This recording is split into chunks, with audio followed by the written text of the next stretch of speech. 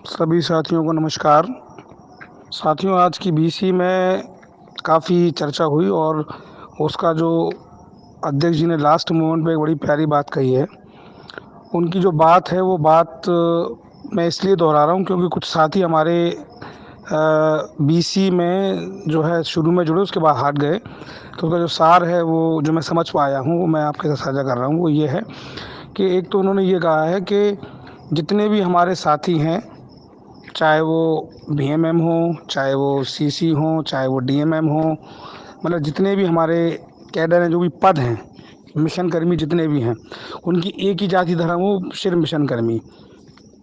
सम्मान के तौर पर अगर कोई हमसे पोस्ट पे बढ़ा तो छोटा भाई बड़ा भाई हो सकता है, वो अलग मसला है। लेकिन उन्होंने बड़ी प्यारी बात ये बोली कि हमको अपनी इस लड़ाई में एक साथ फिर एकजुट होना पड़ेगा। और लगातार वो अपनी पिछली बीसी में भी कह रहे हैं कि उनका शुरू से कभी ये मकसद नहीं रहा है कि हम किसी भी साथी की सैलरी कटवाएं, ऐसा आंदोलन का मोड़ आए कि किसी साथी को नुकसान हो।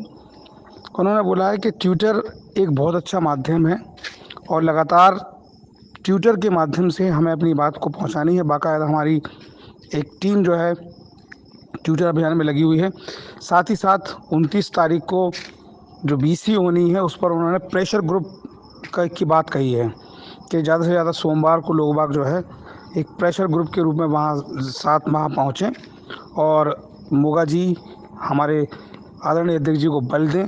साथ ही साथ मैं आपसे एक बात और शेयर करना चाहूँगा।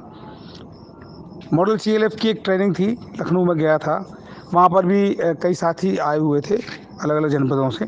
तब भी मैंने दूसरे दिन जब भी वो ट्रेनिंग का समापन हुआ तो मैंने मंच से लोगों का आह्वान किया था। और हमारी जो टीम है लगातार आप लोगों से यही कह रही है कि आप लोग अध्यक्ष जी के बताए हुए रास्ते पर हम लोग चलेंगे तो हम लोगों की जीत सुनिश्चित है। थोड़ा वक्त जरूर लगेगा, हम लोगों को बगैर नुकसान के अपना काम कराना है। अब हम लोग आंदोलन, हड़ताल, भूख हड़ताल ये सब कुछ नहीं करेंगे। हम लोग का जो रास्ता है वो टेक्निकल तरीके से हम लोगों को मुहिम चलानी पड़ेगी, ट्विटर मुहिम चलाना पड़ेगी, क्योंकि ट्विटर मुहिम का बहुत असर है।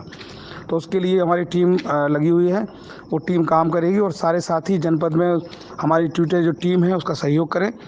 और आप लोगों को कल एक और बीसी होगी, उस बीसी में अभी सारी चीज़ें समाहित करके अध्यक्ष जी किसी परिणाम तक पहुंचेंगे आप सब लोगों से बात करते हुए और तर्क वितर्क करते हुए।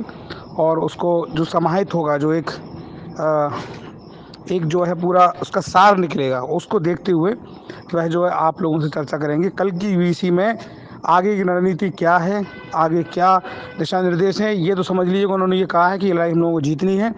और उत्तर प्रदेश सरकार से लेकर भारत सरकार तक, चाहे वो मुख्यमंत्री हों, चाहे वो हमारे माननीय प्रधानमंत्री जी हों, सब तक जो है पीएमओ तक भी हमारी आवाज़ गई है। और पिछले दिनों वाराणसी में वो मिले और जो भारत सरकार के चीफ सेक्रेटरी और जो भी नुमाइंदे आए हुए थे, जो पूरी एचआरएस पॉलिसी को अलग अलग स्टेटों में लागू करवाने के लिए मुहिम चलाई गई थी। और उन्होंने इस बात को खुद स्वीकार किया, अध्यक्ष ने बताया बीसी में कि कुछ स्टेट में काफ़ी अच्छी ये चल रही है, हमारी एचआर पॉलिसी को लागू किया गया, लेकिन कहीं उसको बर्बाद कर दिया गया, ये उन्होंने खुद एक्सेप्ट किया है।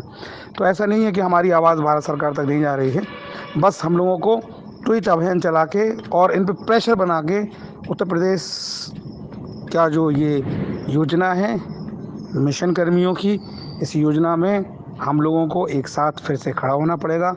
बार बार उन्होंने बोला है कि ट्विटर अभियान चलाना बहुत ही ज़्यादा अति आवश्यक है।